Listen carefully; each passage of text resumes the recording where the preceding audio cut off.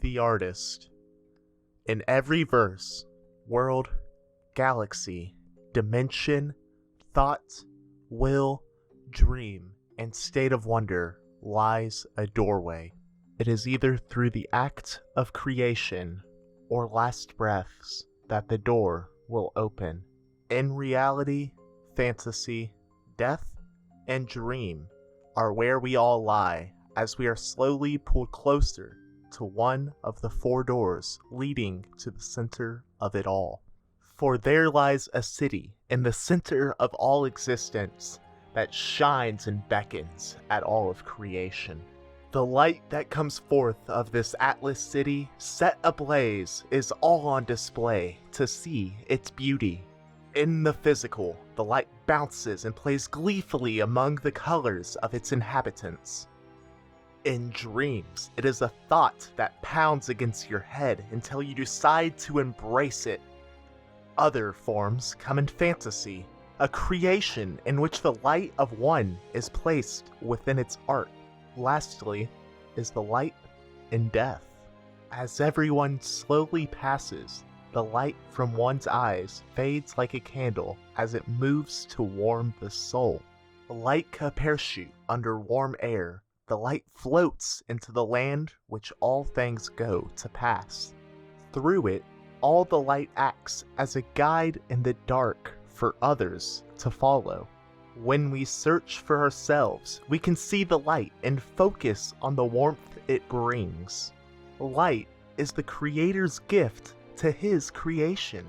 What did creation do to the Creator's light? Creation rebelled. They took the light and claimed it as their own. With light, a creation made fire.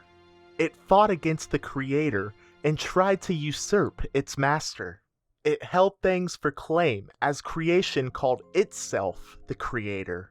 It would try to ruin the true artist's art, as it didn't feel with the light within itself, but rather the darkness cursed within its soul. Twilight, the lack of light, direction, wrath. Darkness was bestowed upon creation when it tried to create its own light. Born out of fantasy, creation brought darkness, pain, and despair. Darkness would spread as creation put aside its light. The Creator viewed his masterpiece and saw it was beginning to crumble. He began to weave and stitch up the tearing art. He scratched in a crimson thread of his blood and threaded the tapestry, beginning through end, holding his masterpiece once more. The light from Atlas shines with abundance as it guides its creation back to the Creator. Yet, not all follow the light to Atlas.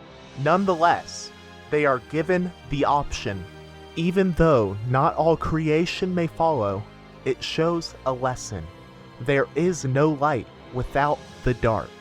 Even though not all creation follows, they know that deep down there is a consequence to putting out the Creator's light.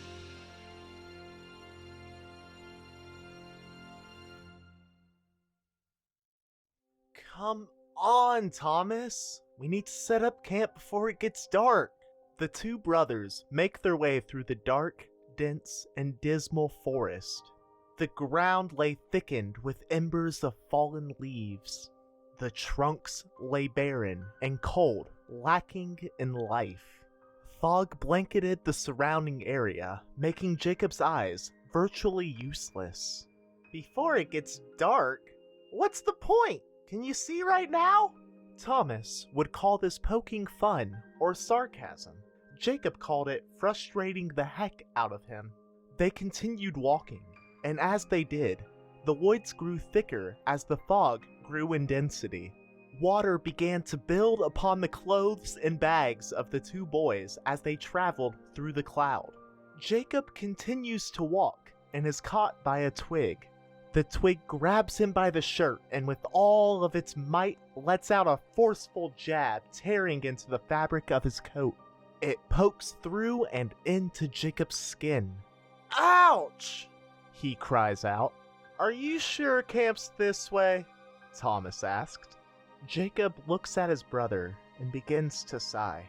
Jacob's brother holds the stature of the little teapot, for he is short as well as stout.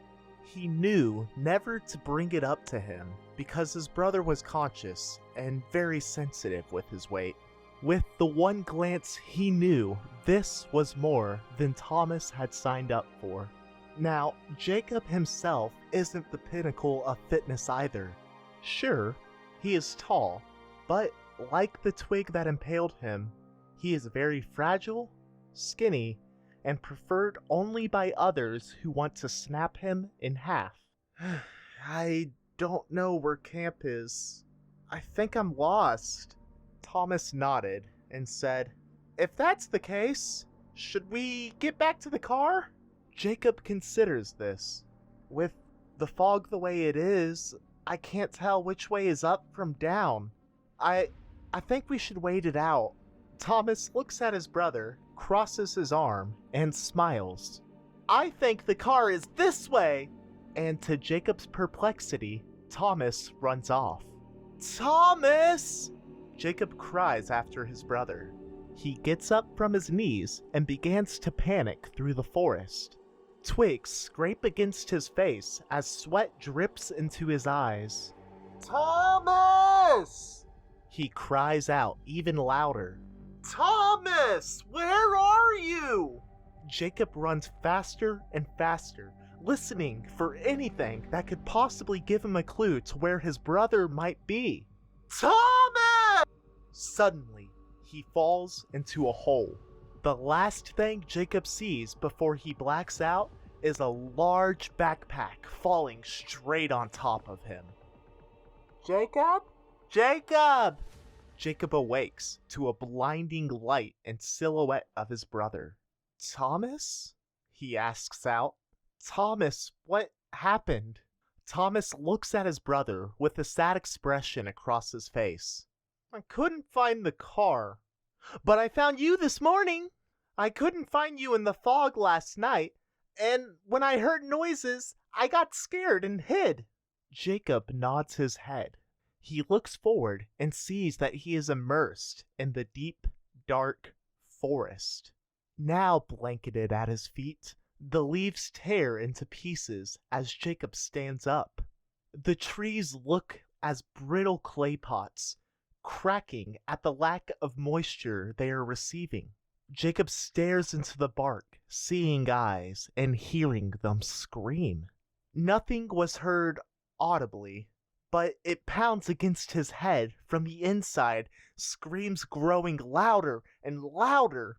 He finds himself stuck in a trance and begins to feel unbalanced. He takes his focus off the forest and looks up into the sky, noticing that it is dusk. The sky bleeds shades of fire, and the clouds crawl across its horizon. In the center of his field is a giant red sun. "How long have I been asleep for?" Jacob asks his brother. Jacob brings a finger to his chin and rubs out his thoughts. "I don't know," he said. "Oh, well, let me check my phone." Jacob reaches down into his pocket for his cell phone, finding nothing. "Dang it," he said sharply. "Lost it." Thomas sits next to him and pats his back in comfort. Jacob notices he's holding a lantern with a single flame glowing from the inside. It dances around, and although trapped within a cage, it shines bright. "Where did you get that lantern?" he asks Thomas.